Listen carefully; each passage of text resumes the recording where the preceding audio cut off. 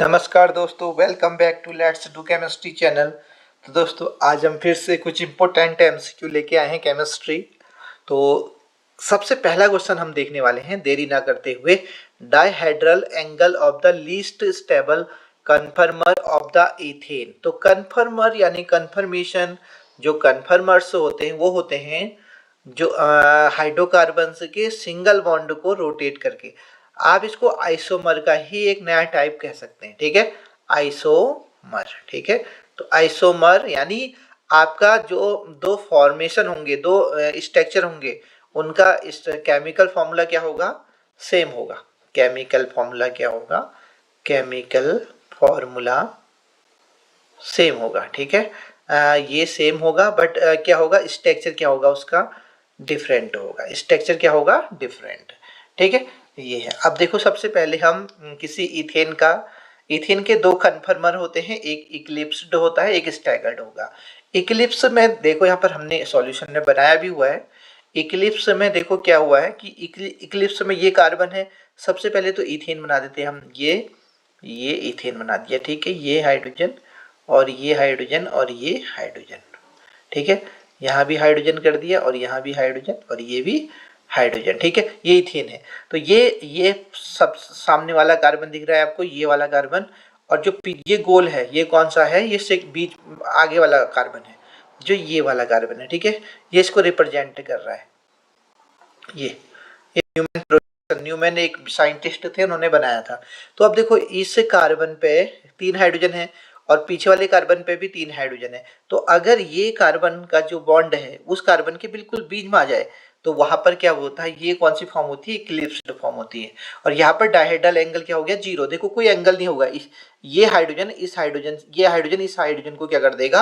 Hide कर देगा। ठीक है, छुपा देगा अपने पीछे से, स्क्रीन कर देगा। तो ये क्या कहेंगे हम? डायहेड्रल एंगल 0 है। अब इस वाले केस में क्या हो गया? देखो, ये पीछे वाला कार्बन, ये आगे वाला कार्बन, फ्रंट कार्बन। ठीक है, तो ये देखो साफ साफ दिख रहे हैं, 6 के 6 हाइड्रोजन आराम से दिख सकते हैं। यहाँ पर आपको 3 ही हाइड्रोजन दिखेंगे, 3 इसके पीछे वाले छुप जाते हैं। तो यहाँ पर ये स्टैगर्ड फॉर्म होती है। और यहाँ पर डायहेड्रल एंगल कितना हो गया? यहाँ पर से यहाँ पर का एंगल हो गया 60 डिग्री।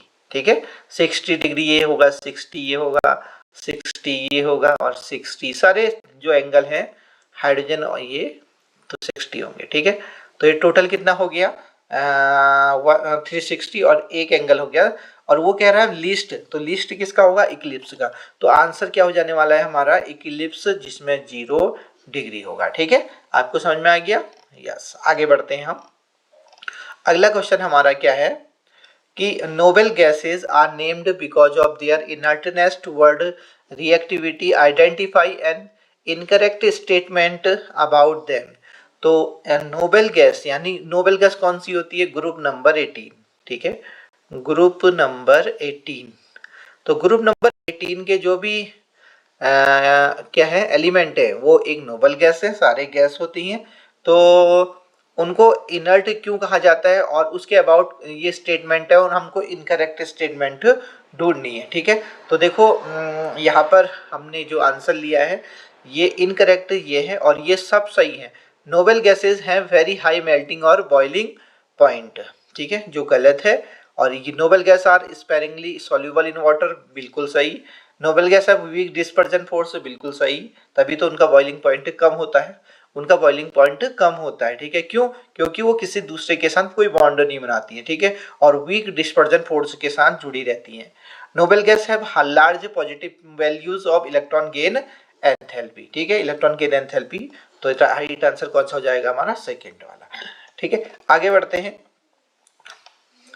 हमारा थर्ड क्वेश्चन है, आप पहले वीडियो को पॉज करें और उसका आंसर करें, फिर आगे देखिए सॉल्यूशन।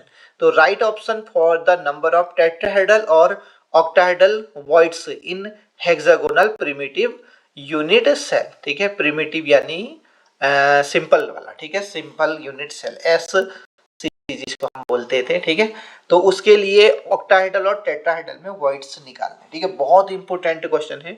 वैसे हमको आंसर यहाँ पर हमने आंसर मेंशन किया हुआ है, 4th है। ठीक है, और 12 होते हैं टेट्राहेड्रल वॉइड्स होते हैं, ऑक्टाहेड्रल होते हैं 6।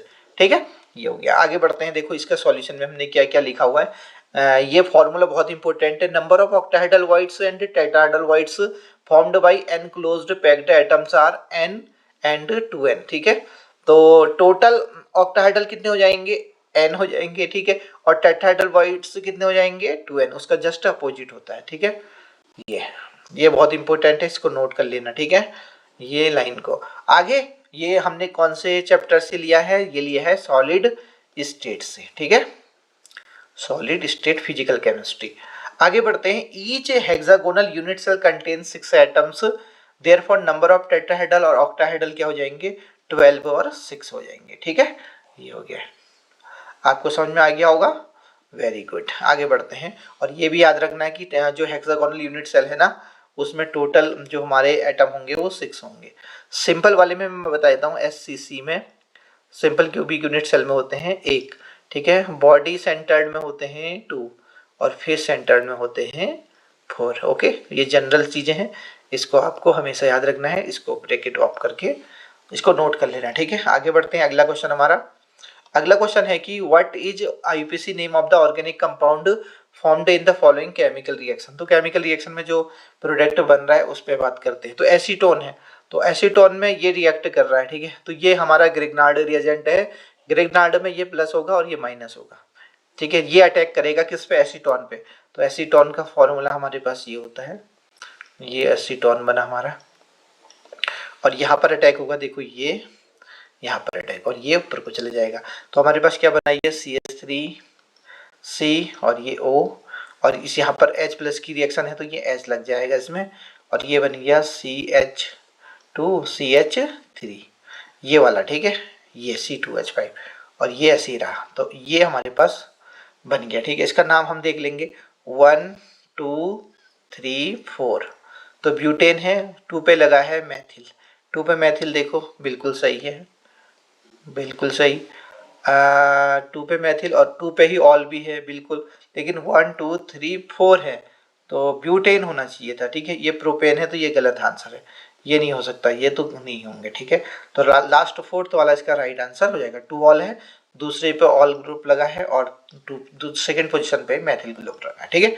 तो ये हमारा राइट आंसर हो जाएगा, मैंने मेंशन भी किया है, सारी रिएक्शन आपको नीचे समझाई है, आप आराम से देख सकते हैं ये, ठीक है। आगे बढ़ते हैं। अगला क्वेश्चन हमारा, हाँ ये क्वेश्चन हमने कर दिया था, आई एम सॉरी रिपीट हो गया, ठीक है, जिसका आंसर 12 और 6 था, ठीक है। आगे बढ़ते हैं। अगला क्वेश्चन हमारा ये है, देखिए, particular station of all India radio new Delhi broadcast on the frequency this, okay, wavelength of electronegative radiation by the transmitter each. तो हमें निकालना है वेवलेंथ, ठीक है, वेवलेंथ, और हमको फ्रीक्वेंसी दी हुई है, ठीक है।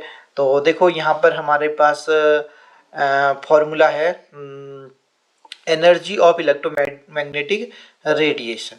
तो E इक्वल टू हमारे पास होता है, E equal to h nu होता है, ठीक है। और एक फॉर्मूला हमें और पता होता है, C equal to nu lambda, ठीक है। तो यहाँ से न्यू की वैल्यू क्या हो गई, C अपॉन लैम्डा, ओके। तो H यहाँ पर हो गया C अपॉन लैम्डा, ठीक है, E इक्वल टू, ये समझ में आ गया आपको, वेरी गुड। यहाँ से हम क्या निकाल देंगे, लैम्डा निकाल देंगे, ठीक है। तो यहाँ से अगर लैम्डा निकलेगा तो हमारे पास फ्रिक्वेंसी है, और फ्रिक्वेंसी भी है, सी की वैल्यू भी है, देखो ईजी है, फ्रिक्वेंसी है, न्यू दे रखा है, ये भी न्यू पता है, और सी की वैल्यू पता है। तो लैम्डा इक्वल टू क्या हो गया, अभी वाला फॉर्मूला मैंने बताया था आपको, तो लैम्डा इक्वल टू हो गया सी अपॉन न्यू। तो हम सी की वैल्यू 3 इंटू 10⁸ रखेंगे, और यहाँ पर रखेंगे कितना, 1368 किलो हर्ट्ज, किलो को हजार में कन्वर्ट कर देते हैं, ठीक है, किलो का मतलब 1000 होता है, ठीक है। तो यहाँ पर इसको करेंगे और इसको डिवाइड करेंगे तो आंसर आ जाएगा पहला वाला, ठीक है। कौन सा वाला, 219.3 मीटर, ओके, समझ में आ गया आपको, वेरी गुड, ठीक है। आगे बढ़ते हैं। तो ये फॉर्मूला इजी था, ओके। और यहाँ पर अब मैं तो आपको बता देता हूँ बहुत सारी, ये देखो, ये प्लांक ने दिया था, प्लांक ने बोला कि जो फोटोन होते हैं ये फोटोन की एनर्जी होती है, एक फोटोन की एनर्जी का फॉर्मूला, ये जनरल फॉर्मूला है, ठीक है, किसी वेव का, कि जो भी वेव की स्पीड होती है, speed of light is equal to product of frequency of and wavelength, ठीक है। ये फॉर्मूला भी आपको याद रखना चाहिए, इक्वल टू न्यू लैम्डा, इसको भी लिख लीजिएगा। आगे बढ़ते हैं अगले क्वेश्चन में हमारे। अगला क्वेश्चन है विच one of following the correct option right relation between CP और सीबी के बीच एक रिलेशन। ओके, तो सबसे पहले मैं बता दूं, जो सी होता है वो होता है हीट कैपेसिटी। क्या होता है? हीट कैपेसिटी, कैपेसिटी, ठीक है। और हीट कैपेसिटी इक्वल टू होता है सी इक्वल टू होता है क्यू, डेल क्यू भी कह सकते हैं या क्यू कह सकते हैं, इक्वल टू डेल टी, ठीक है। ये फॉर्मूला होता है इसका, ठीक है। तो इसको डेल भी कह सकते हैं, क्यू भी कह सकते हैं, क्यू क्या है? ट्रांसफर हीट और टी टेम्परेचर हो गया, ठीक है। अब सीपी क्या है? Heat capacity at constant pressure और heat capacity at constant volume. और सीपी को अगर सीवी से माइनस किया जाए तो हमेशा एनआर होता है, ठीक है।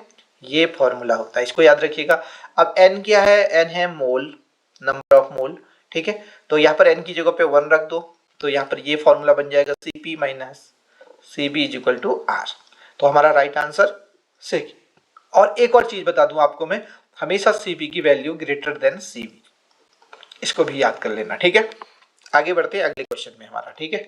ये मैंने सारा मेंशन किया हुआ है, आप इसको आराम से देख सकते हैं, वीडियो को पॉज कर लेना और फिर इसको देख सकते हैं, ठीक है। चलो, क्वेश्चन है, ये है स्ट्रक्चर बना रखे सबके।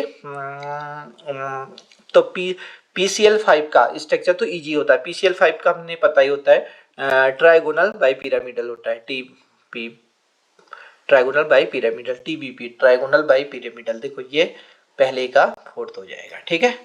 और SF6 का, SF6 का होता है ऑक्टाहेड्रल, ऑक्टाहेड्रल दिख रहा है आपको, ये थर्ड वाला, ठीक है।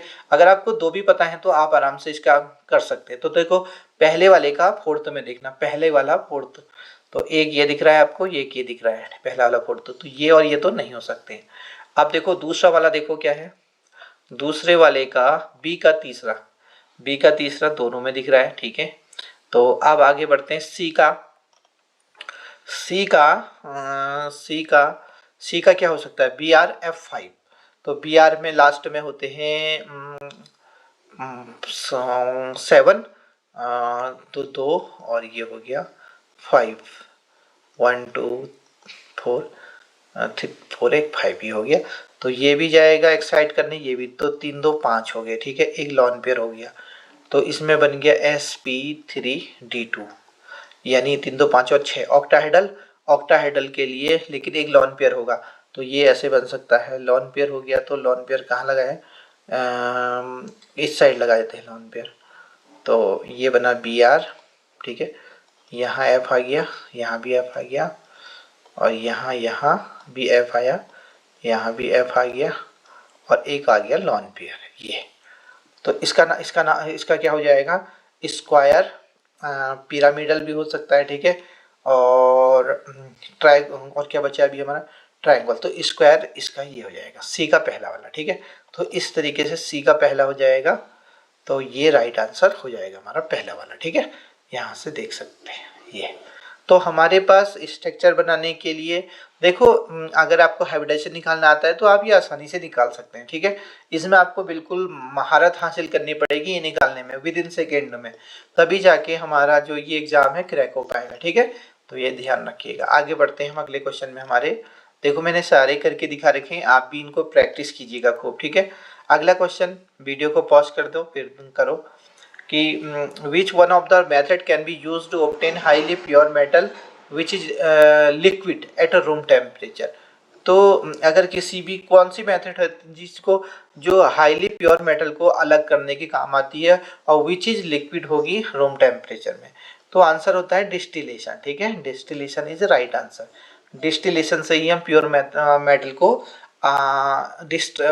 एक्सट्रैक्शन करते हैं, ठीक है। एक्सट्रैक्ट करते हैं, वो भी जो लिक्विड होगी रूम टेम्परेचर में। ओके, आगे बढ़ते हैं। अगला क्वेश्चन यहाँ पर लिखा भी है, और क्या लिखा है? सच मरकरी उनमें से एक है, जिंक उनमें से एक है, एक्सेट्रा, ठीक है।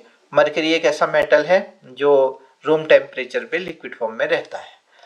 अगला क्वेश्चन हमारा, major product found in dehydrohalogenation, यानी H, यहाँ से क्या जाएगा? Br, HBr जाने वाला है, ठीक है। तो ये रिएक्शन से HBr जाएगा। तो ये देखो मैं बनाने जा रहा हूँ 1 2 3 4 5 पेंटेन, सेकंड पे Br लगा है, ठीक है। ये अब ये बनेगा हमारा पेंटेन, 1 2 3 4 और 5, और डबल बॉन्ड कहाँ पर लग रहा है, यहाँ पर। अब ये हाइड्रोजन यहाँ पर भी होगा, यहाँ पर भी हाइड्रोजन होगा, तो जब एलिमिनेशन रिएक्शन होगी ये इसके साथ भी जा सकता है, ये इसके साथ भी जा सकता है। तो किसके साथ जाएगा, तो सेटजेब कहते हैं उस साइड से जाएगा जहाँ पर सब्स्टिट्यूशन ज़्यादा है। ये देखो यहाँ सब्स्टिट्यूशन है, यहाँ कोई सब्स्टिट्यूशन नहीं है इसके, तो वहाँ से हाइड्रोजन जाएगा जहाँ से, तो ये वाला राइट होगा, तो ये इसके साथ हाइड्रोजन जाएगा, ये अपने साथ बॉन्ड लेके जाएगा, ये बॉन्ड यहाँ गिरेगा, यहाँ पर डबल बॉन्ड हो जाएगा, ठीक है।